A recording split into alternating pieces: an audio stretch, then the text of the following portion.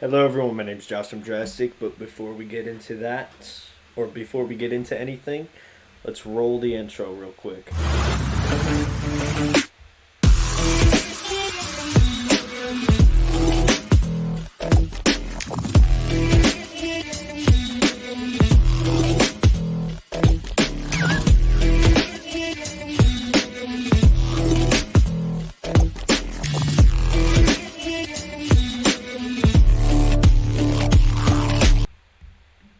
Hi guys, you're gonna have to excuse me for a bit, okay? I have a bit of a headache right now, okay? Um, I don't know why, but I just do. I know I haven't been really uh, good recently. I messed up audio on one of my videos. Uh, I got sick, and now I have a headache. And so it's been really rough, but I hope you understand. I'm gonna get through it. Everything's gonna be fine. Everything will be back to normal. So if any of my videos are kind of not really doing or not really amazing like they normally are, that makes me sound pretentious. I don't mean to be pretentious, but you know what I mean. Not as up to par as they normally are. Um, then I'm sorry. I shouldn't have paused on this. This is a terrible spot to pause on. But I remember someone asked me to watch MrBallen's most recent video, so I am here to oblige. So this is a suggested video. Today's video is top 3 final messages from people about to die, part 1. That sounds really sad. I didn't want to get really sad, but here we go. We're gonna do it. Oh, God. What am I getting myself into? Anyways, guys, if you enjoy this kind of content, please leave a like on the video. It'd be very much appreciated. It lets me know that I'm not going through all of this for nothing. Because this is probably gonna make me very, very, very sad. Anyways, without further ado, here we go. 3 final messages from people who knew they were about to die. But before we get into those stories, if you're a fan of the strange, dark, and mysterious delivered in story format, then you come to the right place because that's all we do, and we upload 3 or 4 times every week. So if that's of interest to you, please replace all of the like button salted butter with unsalted butter. Also, please subscribe to our channel and turn on all notifications so you don't miss any of our weekly uploads. All right, let's get into today's stories.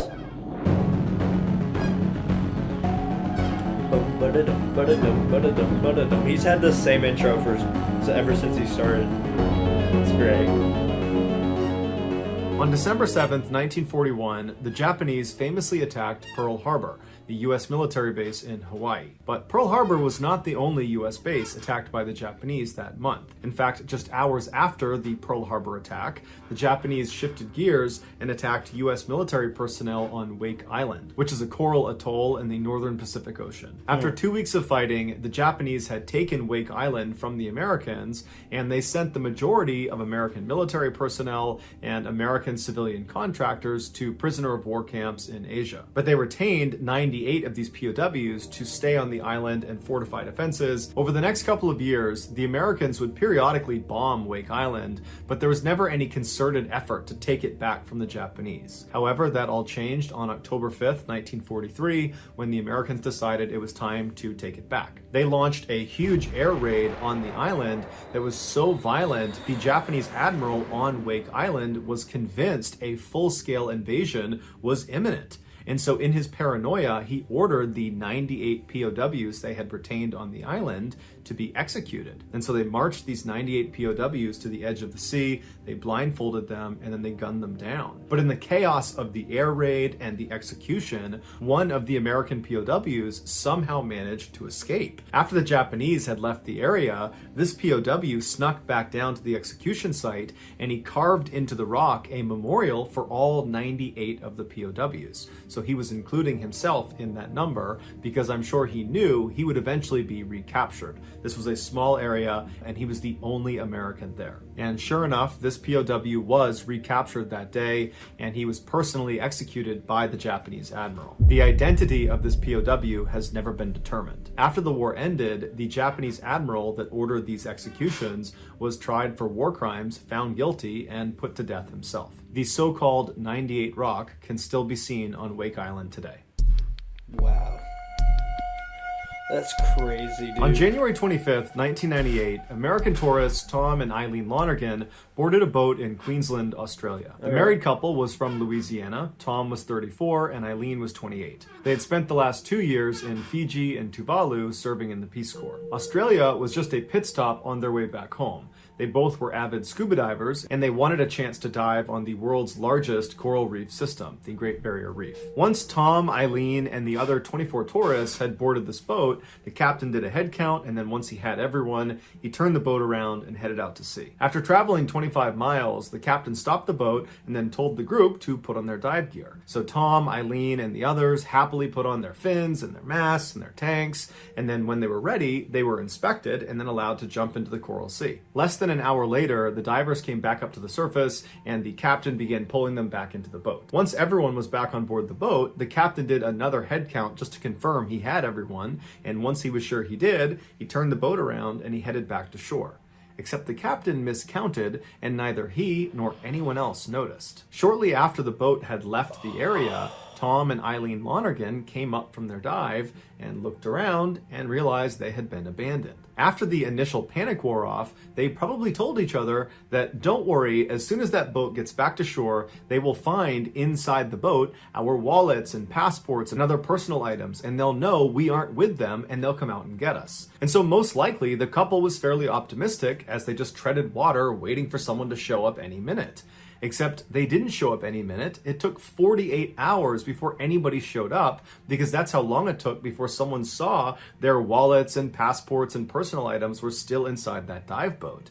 And in those 48 hours, Tom and Eileen were exposed to intense summer heat, no fresh water, and sharks. When their personal effects were finally found, a huge search was launched for them, but there was no sign of them. A month later, a female wetsuit washed up on the shores of Australia, and it was the same size as Eileen's, and an expert analyzed it and said it had been floating in the water for about a month. So that lined up with when Tom and Eileen went missing. 5 months later, more diving equipment washed up on the shores of Australia. Among those items were life jackets with the Lonergan name stenciled on the back of them, as well as an air tank and a dive fin that belonged to Eileen. But the most disturbing thing that washed up on shore was the couple's diver's slate. A diver's slate is like a dry erase board that works underwater. On this slate was the Lonergans' final message. It said, "To anyone who can help us, we've been abandoned on Agincourt Reef. Please help us before we die. Please help." Above the message was a date. It was January 26th, 1998. So that would have been one day after they were abandoned at sea. So we know the couple was alive for at least 24 hours.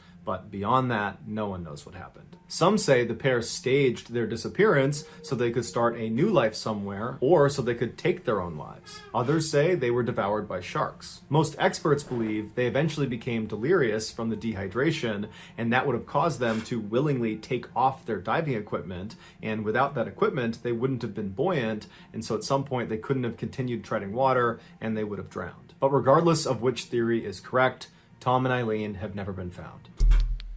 I don't like these stories. I don't like these stories at all. Bryce Gillies was born in 1989 in Northern Virginia, just outside of Washington, D.C. From a young age, Bryce's parents knew he loved the outdoors, and so they signed him up for the Boy Scouts. And as a scout, Bryce learned, amongst many things, how to survive in the wilderness. And he would routinely put this training to the test by leaving his house and heading off to the nearby Appalachian Trail and hiking around sometimes up to 20 miles in a single day. Bryce ultimately became an Eagle Scout, which is the highest rank anybody can obtain inside of the Boy Scouts, a rank that only about 8% of scouts will ever reach. After he graduated from high school in 2007, Bryce decided he wanted to go to school out west. And during a visit to Northern Arizona University, Bryce fell in love with their school because all around their campus were these unbelievable hiking trails that were totally unlike anything he saw growing up on the East Coast. Bryce decided this was his dream school, so he applied, and a couple weeks later, he got accepted. He was totally thrilled. During his first couple of years at NAU, Bryce took full advantage of these totally amazing hiking trails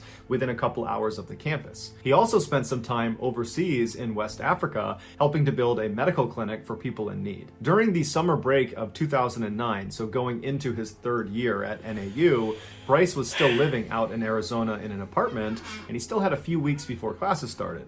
And so he decided he would head off to the nearby Grand Canyon to do a little bit of hiking. He had recently read in an outdoor magazine about this lesser known but unbelievable trail that was just for experts in the canyon that he wanted to try. It was called the Deer Creek Thunder River Loop, and it brought hikers to this remote location where water gushed out of this huge limestone rock wall, transforming the desert landscape below into this unbelievable green oasis. The article said very strong hikers could complete this nearly 28-mile loop in about 3 days. Since Bryce considered himself a very strong hiker, he decided this was perfect for him. Bryce called his parents and let them know he was going to do this loop, and that when he came back in a couple of days, he'd be making a trip to Virginia to visit with them. Then Bryce called some friends in the area to see if they wanted to come with him on this hike, but no one was available, so Bryce decided he would go on his own. So the next day, which was Saturday, July 18th, Bryce loaded up his car and he began driving these several hours to the parking lot that was nearest the trailhead. Bryce parked his car, he got his gear out of the trunk, and then he set off down the trail. Bryce had not obtained a backcountry permit for this hike. This was a requirement for anybody doing an overnight out in the canyon, which Bryce planned on doing. Bryce also didn't file his route with the park rangers. Had he told them where he was going, they would have tried to talk him out of it. The Deer Creek Thunder River Loop had no protection from the sun the entire time, and since it was July, he would be hit with the highest temperatures and the most direct sunlight. All this on top of the fact that even in the coolest times of the year, this trail is still an extremely difficult trail because of the terrain you have to navigate. In fact, when hikers did file their route with park rangers and they indicated they were going to be doing this expert loop, they would ask them to provide next of kin information in case they died during their hike. It's unclear if Bryce was just very confident in himself and his abilities, or if he was being reckless. From his car, Bryce hiked about 2 miles down some switchbacks into the canyon. Once he reached the bottom, he would have found himself in this wide open flat area called the Esplanade that kind of looked like the surface of the moon with all these potholes all over it. At this point in Bryce's hike, it would have been dark out, so he would have set up his tent somewhere on the rocks and camped out for the night. People that have done this, that have camped out on the Esplanade, have said it's unbelievably beautiful because most people experience the Grand Canyon from high up on one of the rims looking down into it.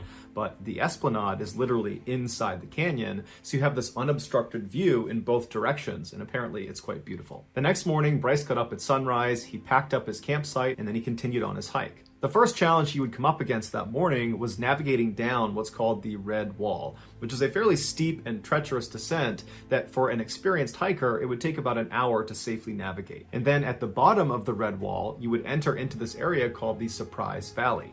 No one really knows why it's named that, but hikers who have been down in this valley, they think it's named after the surprise you feel when you get in there and you realize how much hotter it is. Typically, it's about 10 or 20 degrees hotter down inside of this bowl. After Bryce successfully navigated down the Red Wall, he entered into this totally miserable Surprise Valley, but he would have known he was only about a half-mile away from his target destination, the Deer Creek Thunder River, where he planned to jump in and cool off. So, eager to do that, Bryce took off, but made a critical mistake. He went the wrong way. While it's unclear exactly how this happened, experts believe his ears played a trick on him. Hikers are told as they're approaching this river in the middle of the desert, they should listen out for it, because when you get fairly close, you can hear the sound of rushing water. But hikers have to be careful because sometimes when the wind is blowing in a certain direction, that sound from the river will echo off the inside of this bowl and it will appear to come from the opposite direction. It's believed Bryce was following his map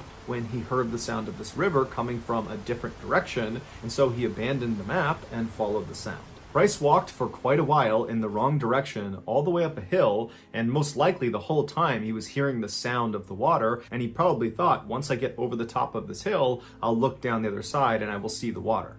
But when he crested the hill, he looked down and just saw a barren valley. Had he continued another quarter mile down into the valley and then up the other side, he could have turned around and he would have been able to spot an obvious landmark that would have brought him to the river. But most likely, Bryce was exhausted from the extreme heat and the sunlight and trekking all this way, and so he felt like it was probably too risky to keep going down into this valley because he had no idea where it went. So in keeping with his wilderness training he got as a Boy Scout, he dropped all of his heavy equipment off the side of the trail in an area he had marked so he could eventually come back and retrieve it. And then he took his water, food, and headlamp, turned around, and began backtracking. After a little while, Bryce decided to abandon the trail and actually veer off onto a dry creek bed. In the Boy Scouts, they're taught any dry creek bed will eventually connect to water. And so at this point, Bryce is probably running low on water and figures whether this leads him to the Deer Creek Thunder River or some other water body, he didn't care. He just needed water. So off he went on this dry creek bed, but after a while, he saw less and less vegetation. It was just this barren desert in all directions. After a little while longer, Bryce dropped all of his gear on the ground after finishing his water.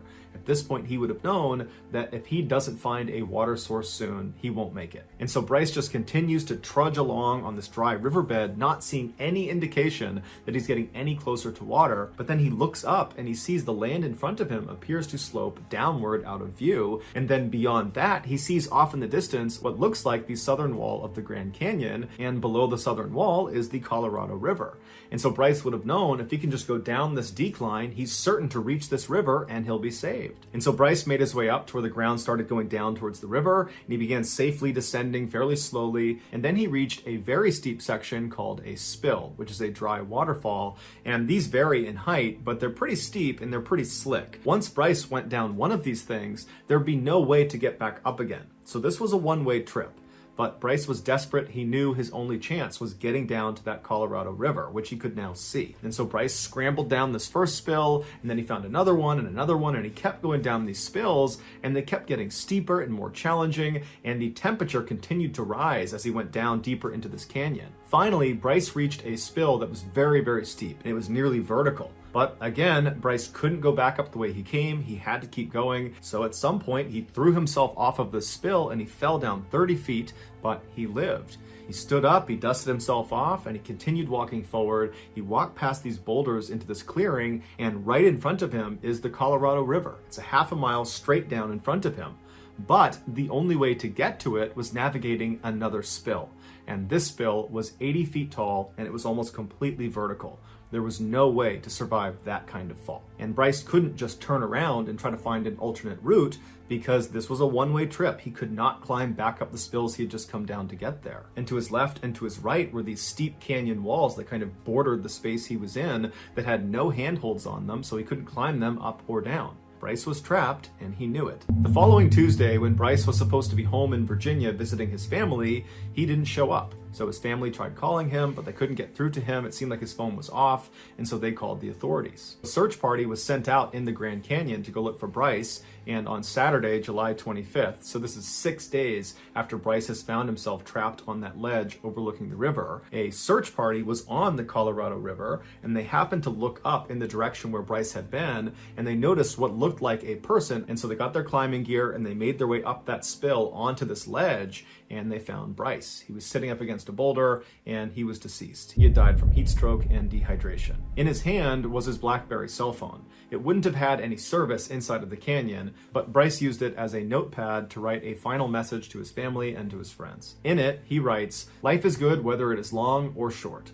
I was fortunate to do much more than most people, and for that I am very thankful." His message also had some humor thrown into it. He said to his family that he was really thankful he had his BlackBerry phone because it would have been a lot harder to etch his final message into a rock. He also said that he didn't know what the afterlife held for him, he just hoped they had water. Then, with his phone's battery dying, he wrote one final sentence. "I feel like going into the wild is a calling we all feel. Some answer it, and some die for it." Then, shortly after writing that message, Bryce clutched his phone to his chest, and he passed away. He was just 20 years old. So that's going to do it, guys. If you found the secret in today's episode, let us know in the comments what... That makes me sad.